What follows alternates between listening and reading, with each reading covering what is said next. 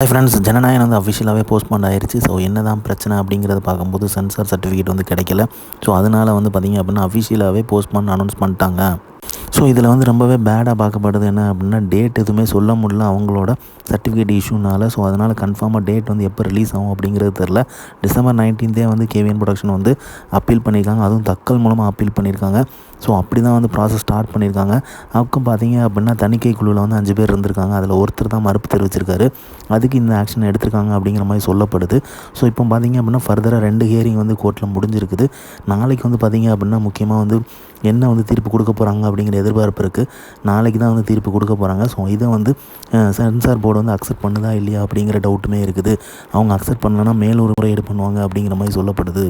So 2 பேருமே வந்து இப்போ வந்து ஓகே சொல்லிட்டாங்க அப்படின்னா டேட் எப்போ அப்படிங்கிறத ஃபிக்ஸ் பண்ணணும். அதுவுமே டைம் ஆகும் அப்படிங்கிற மாதிரி சொல்லப்படுது. ஸோ அதனால் வந்து ஜனநாயகன் வந்து ரிலீஸ் ஆகிறதுல 1 வீக் எடுத்துப்பாங்க அப்படி நாளைக்கு ஓகே சொல்லிட்டாங்கன்னா கூட அப்படிங்கிற மாதிரி சொல்லப்படுது. ஸோ வந்து எதுவுமே கன்ஃபார்மாக தெரியல. ஸோ இதை வந்து எப்படி வந்து சென்சார் போர்டு வந்து அப்ரோச் பண்ண போகிறாங்க அப்படிங்கிற எதிர்பார்ப்பு தான் இருந்துகிட்டு இருக்குது. மெர்சலுக்குமே இந்த மாதிரி நடந்துச்சு. ஆனால் வந்து டேட் ரிலீஸ் ஆகிறதுக்கு முன்னாடியே வந்து அக்செப்ட் பண்ணி கொடுத்துட்டாங்க.